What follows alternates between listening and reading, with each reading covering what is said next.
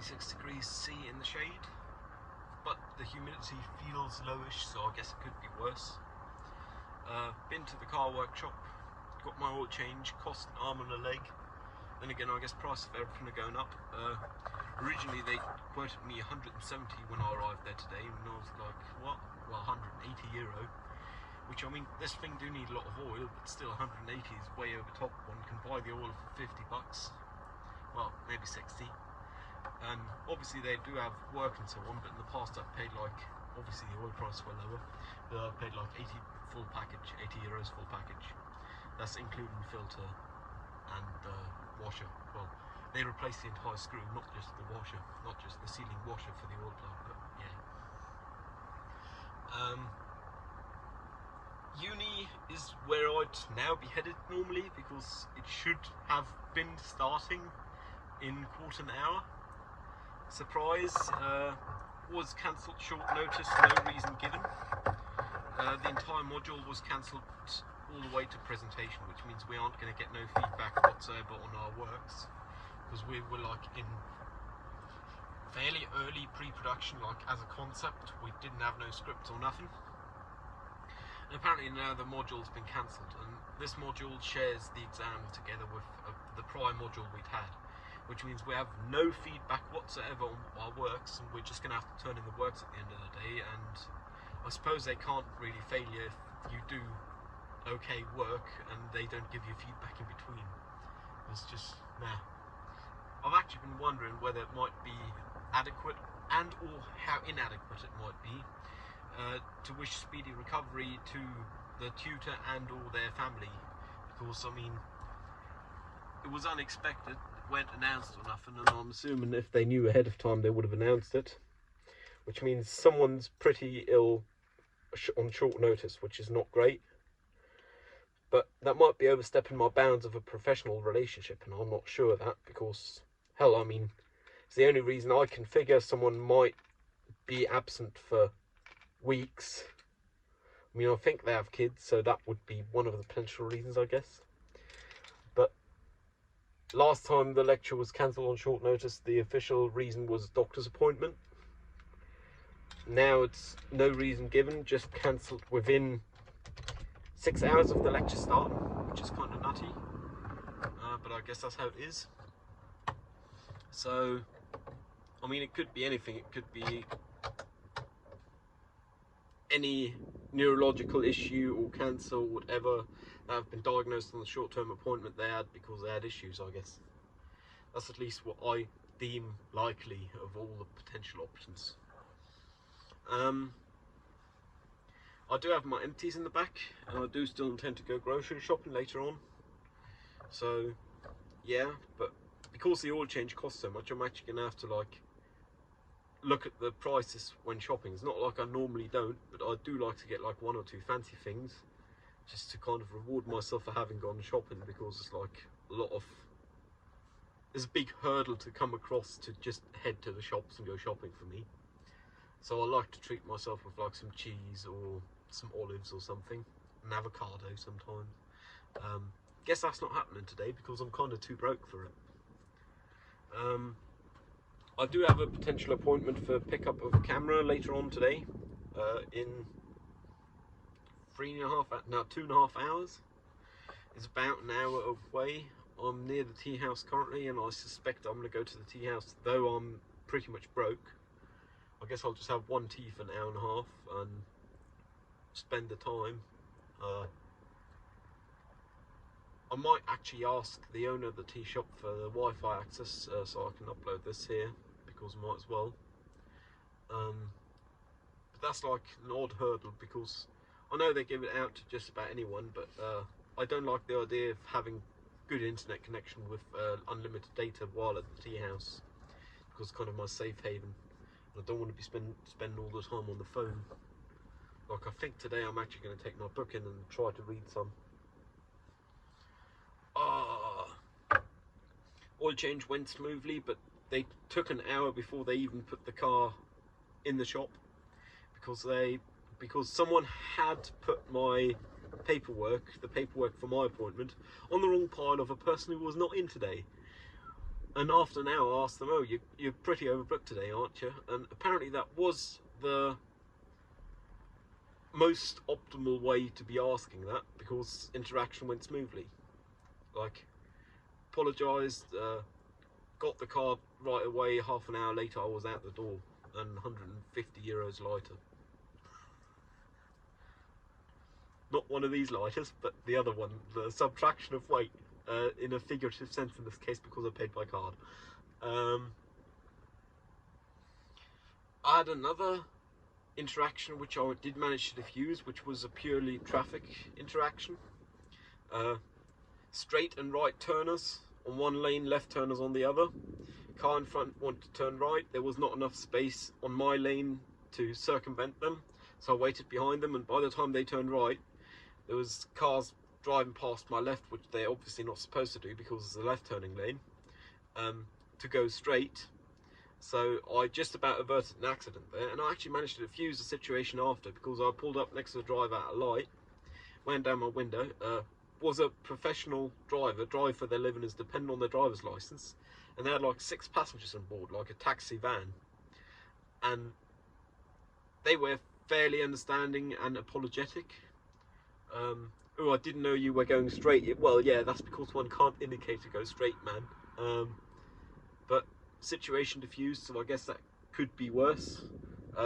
One odd thing is, at that light, I then obviously tooted my horn to alert them to perhaps not ram me, and then I let them pass, because it's not like I'm going to be able to teleport through them if they're halfway in my lane at the front already, like this, you know. I'm not going to be able to go through there. And oddly enough, in oncoming traffic, motorcyclists went, "Oh, you should rather be driving instead of complaining." I was like a reasonable distance behind the taxi, like not crazy, like perhaps 1.5 times the recommended distance. But after a situation like that, I'd want to keep my distance, man, because humans and adrenaline and all that, you know. Yeah, that would have been a bummer if I got like £5 of damage after getting an oil change. Yeah, it would have been easily £5. I mean, that would have been the front axles. They've like the front left end completely gone. That would have been a lot of work, if not economic write-off. Funny how that worked, really. I caught myself in a lie earlier, which I find crazy, but I guess even I lie. In this case, it's a lie that truly don't matter, as in with the place I'm picking the camera up from. I called them because the email said to call ahead, so I called. They said, "Oh, we're in an appointment, we'll call back after." I immediately replied to the message, "Please do not call. I'm gonna be at the wheel on the road. I do not want to be called. I'm headed your way anyway," which, strictly speaking, I guess I was, but not really, so I think that's like a lie, which I find crazy because I like to think of myself as honest. And strictly speaking, one could say, yeah, okay, I was in the geographic southeast of town. I'm currently near the centre, and if I were headed home, I'd be headed northwest of where I was, and then the far west. So strictly speaking, I guess one could say it's a white lie, but I really feel like a liar. And that I was going to head to their part of town anyways, which I find kind of odd having said that, but I guess I did. Caught myself in a lie, red-handed. That's how that worked, really, eh? Yeah, like, that's one of the first times I'm aware of having lied, having caught myself, and it's completely trivial. Like, no one gained nothing besides maybe they saved some face or I saved some face that no one really cares about, because it's not like we're going to interact on a regular basis. I don't know. I don't like that feeling of having lied. Then again, telling them, "Oh, by the way, I went really in this part of town," is not going to change anything to the better. Besides the fact that I would have clarified my untruthfulness previously, which I guess is better than nothing, but it's not right. I mean, it's too socially awkward for me to really want to be doing it.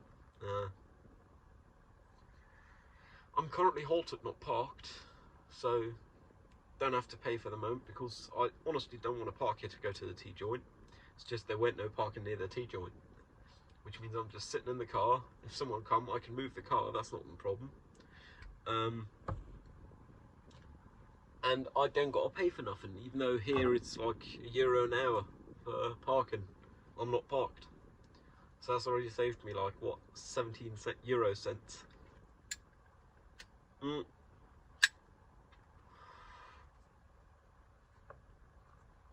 feel like I'm in over my head economically a lot of the time, like recently at least. Like, I'm spending money I shouldn't. Like, I really shouldn't have bought that camera this month.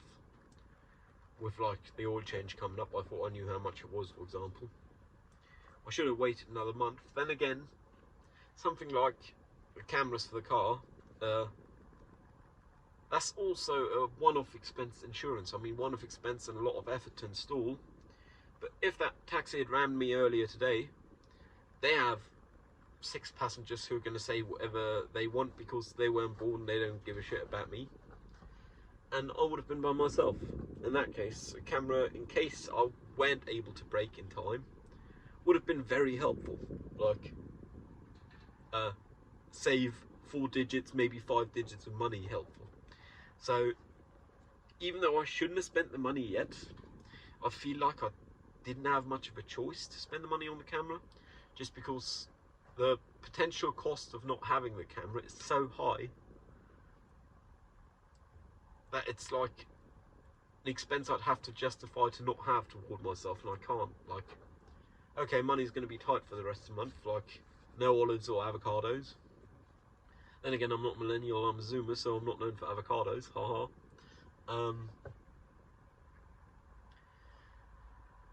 But I guess I'll manage. I mean, hell, could be worse. It's not like I'm in debt also, well, besides studying.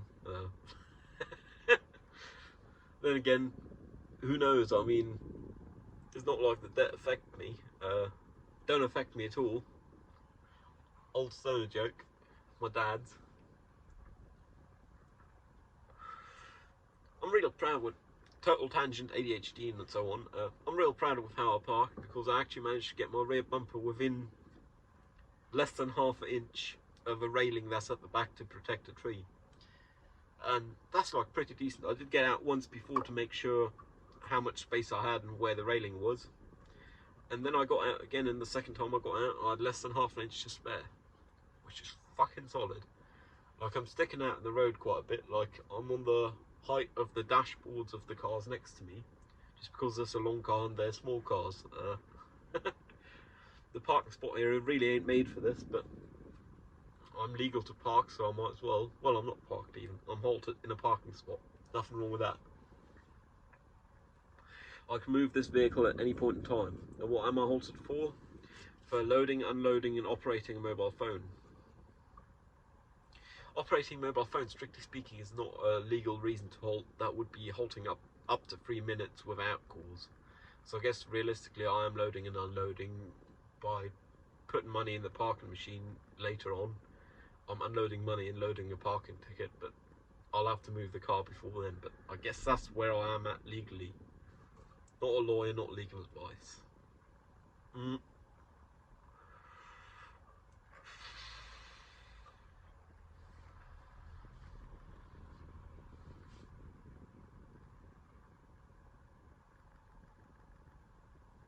Yeah, that accident situation earlier, I could have theoretically evaded if I blocked the left turning lane as well by just standing in the middle of the lane, in the middle of the 2 lanes.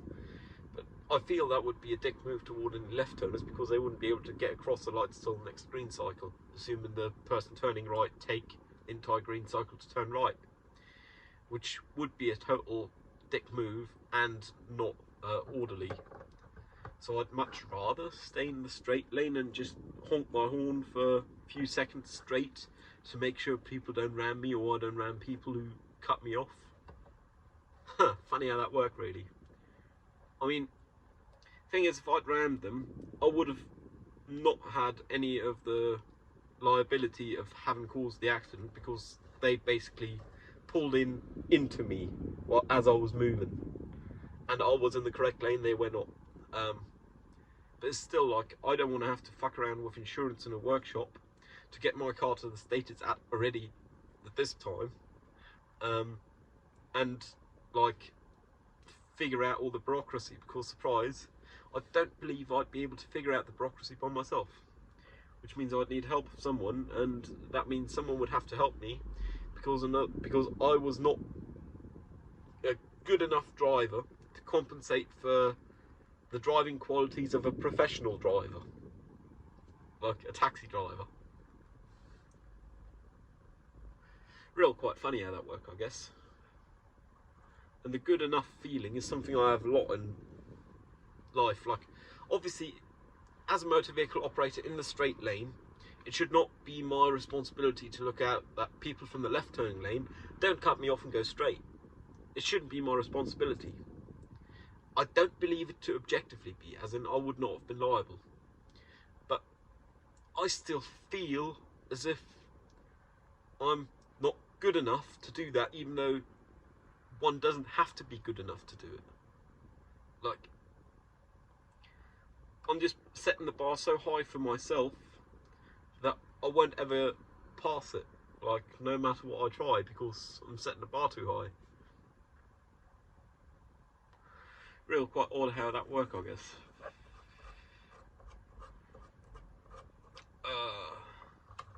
My smoking have been out of bounds recently. Like, average is currently 25 over the past 9 days, but I've only had active cigarettes in my pocket, and when I'm not driving for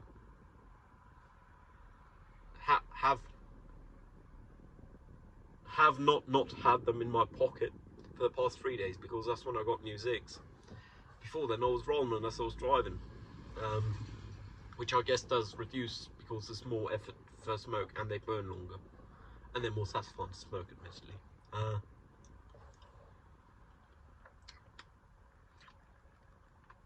Yeah, but like,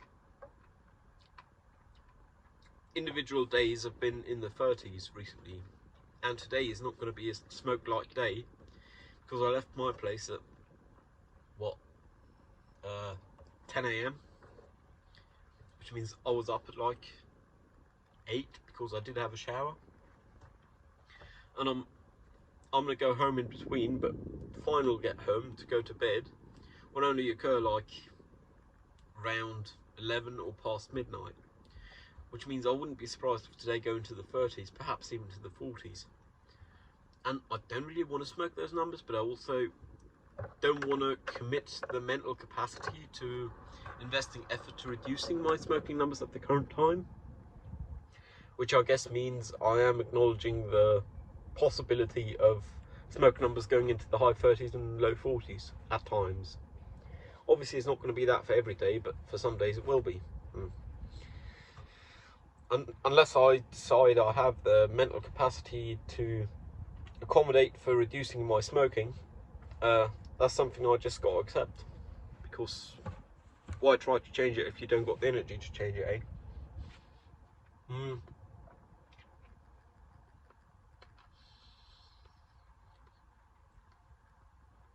One thing that's fairly practical is I believe I could actually drive to the total tangent again, ADHD and all that, is I could drive to the place to pick up the camera later today. Like, I have an appointment, or well, they're there, I don't have an appointment, but they're there for pickup starting 4:30ish, half 4ish, and I believe I could drive there within an hour.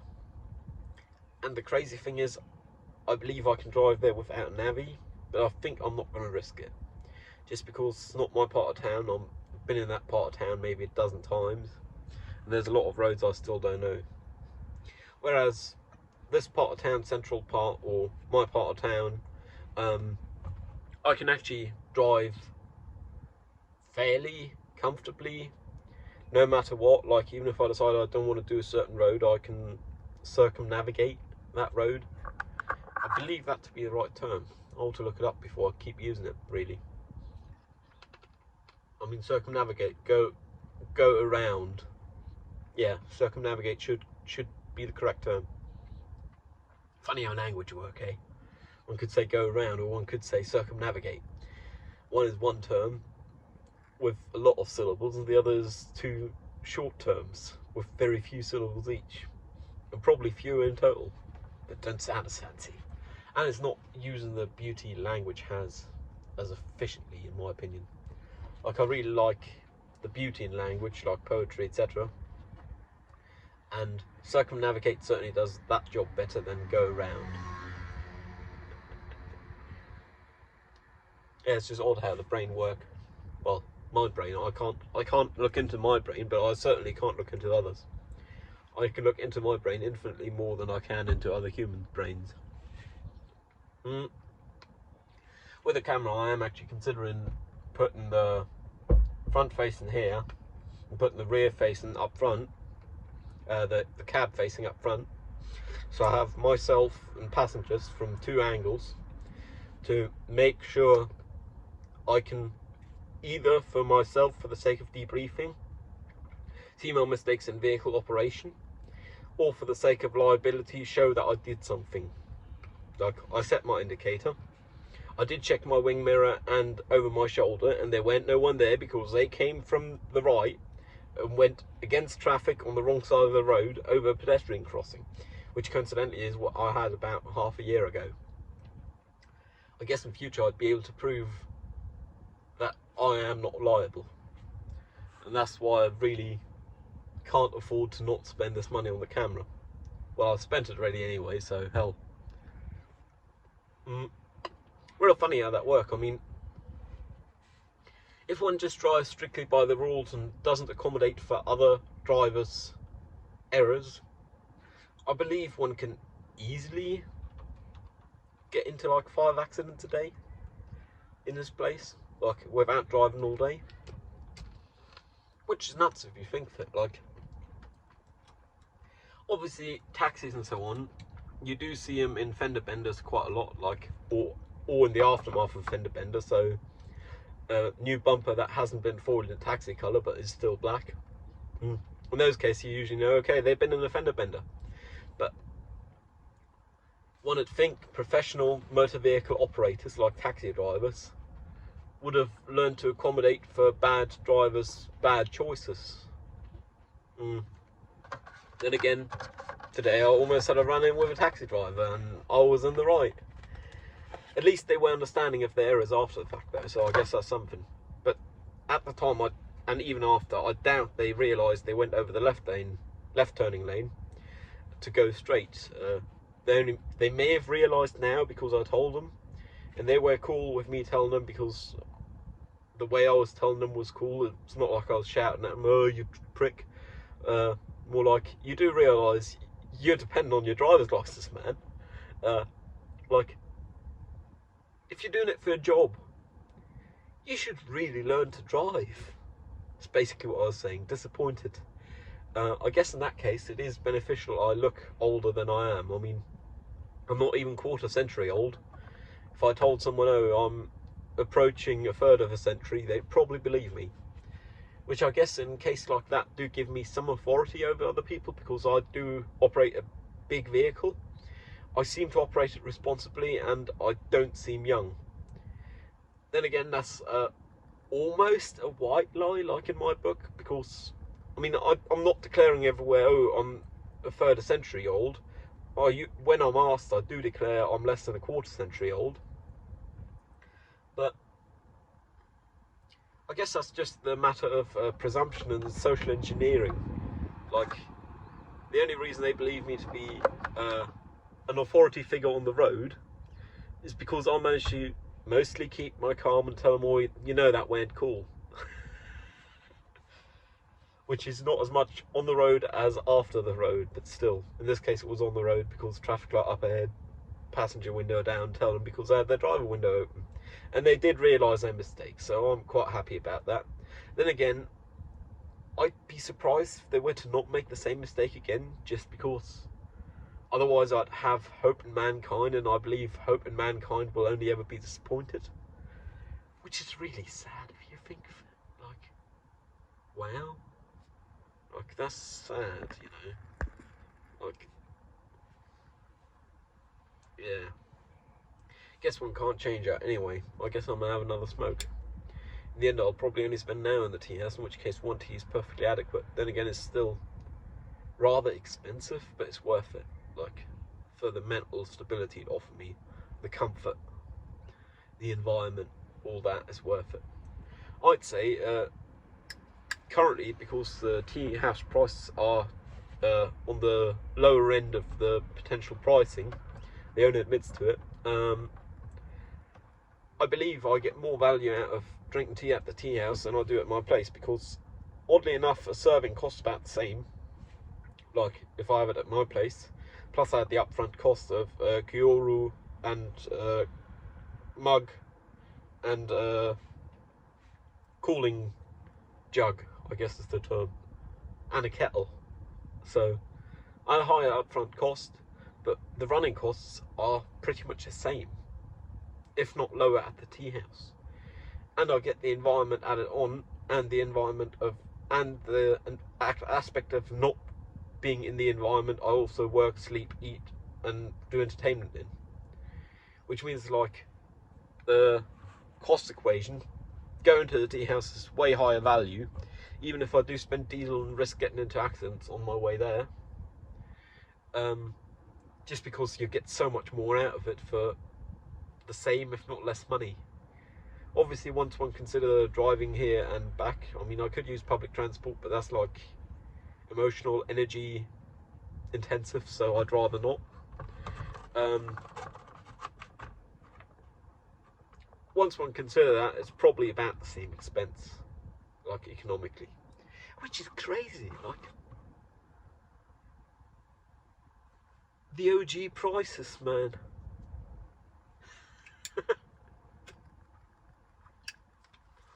I'm real happy I managed to do a shower today.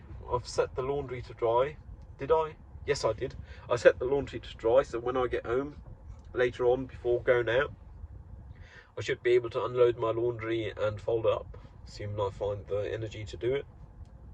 The time shouldn't be an issue, because my evening appointment on Tuesdays is kind of an open one anyway. Like open arrivals, open leaving. Usually I arrive about 8ish, and I think I should have the time to arrive at my regular time, if not earlier, with folding my laundry, which is something I'd really want to do, just for the sake of being able to do another batch of laundry of towels and so on, because those do need washing too. And microfiber cloths, like I can do all that with the towels, because that's all like high temperature washing.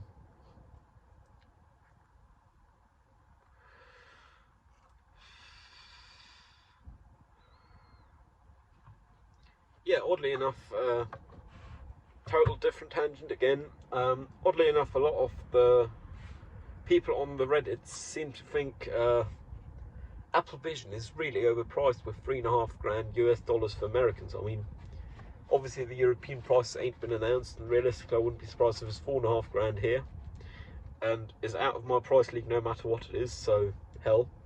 But for the value it give, I believe is a fair price. I mean, first off, all the R&D, but that's obviously a long-term investment. They wouldn't make that back with the first device anyway. But just the materials and technology contained therein, like the displays. I mean, it has 3 displays, and the 2 ones for your eyes, the 2 user-facing ones, they're said to be wholesale price of at least $500 a piece. Wouldn't be surprised if Apple got a bit cheaper, but it's still hundreds of dollars a piece. Then they have the front-facing display. That's another display, completely impressive new technology. Then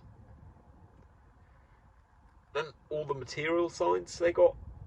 The fact it got an M2 processor and the R1, whatever that is, the M2 processor. I mean, any M2 product set you back minimum $1 grand. So it's really not that bad a deal. I mean, obviously I can't afford it. Even if I could, I probably wouldn't want it, because I'm not very comfortable with macOS. But in my opinion, Apple have let down their pricing, like softened their pricing. There we go, that's a better term. like the Mac Pro, which is now finally transitioned after 3 years of the announcement of the Apple lineup transitioning within the next 2 years in 2020. The highest spec Mac Pro is like 13 grand US or 14.5 grand Euro, which obviously for a private person is crazy money to spend on a computer, but in a production environment, which is the pro environment, it's supposed to be aimed at, and as market segment it most certainly is aimed at, it's not that bad. I mean, the last one was, I think, 50 grand US dollar, 56 grand euros, like the Intel Mac Pro. In comparison to that, it's like peanuts, like a third the price, or quarter the price, which is nuts. Like, it's supposed to compete with that, and it's a quarter the price. Like, then again, I wouldn't feel comfortable with the operating system and the lack it has for my professional uses. So I guess you get it in a nice package. It's good value in compute per money spent, but the expandability is limited, as in now you have PCIe, but that's all you have no SATA, etc. And obviously, it's assuming you run software like Mac OS and or Windows for ARM, because that's the thing these days. There probably is Linux branches for ARM, hell, but anything on ARM is not as compatible with the broader industry, just because x86 architectures have been around for so much longer. Like, so many developers develop for x86, and I mean, the big ones can care about Apple Silicon and ARM and all that, but besides that, no one really does, because it's mobile phones and Apple. Like, half the programs I use on the regular do not support Apple Silicon or ARM, which means I'd have to do like minimum 2 translation layers like Catalyst and then Metal. Not too big into the Apple programming stuff, so feel free to correct me. I'm not 100% on this stuff, but I believe you need minimum 2 translation layers to run x86 stuff, which is like nuts. Like, might not been Catalyst, might have been Rosetta or whatever, but like every translation layer is compute lost. Which means at the end of the day, though you might not be able to buy as powerful a system for equal money in the Windows realm, or in the Linux realm, or server realm even, it's going to be more compatible and it's going to lose less compute in translation, which I guess overall makes it a better deal. Then again, you don't get the fancy Apple design, and the design's worth something, eh? Yeah, anyway. Yeah, I believe I'm now going to look for a parking spot, and then I'm going to go to the tea house. Plan for today is pick up the camera, go grocery shopping, head home, unload camera, grocery shops, unload the laundry, fold up the laundry, roll it up, then head out to the pub, and then come back home and go sleep. Most certainly with public transport, because a pub with a car ain't much fun, because you can't drink and drive. Well, you can drink and drive, but non-alcoholic drinks, and cider appears to be alcoholic, so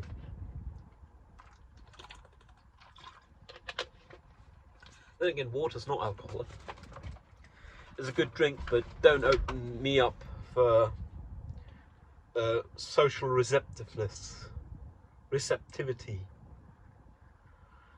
Well, anyway, hope you learned something. Stay safe. See you around. Cheerio.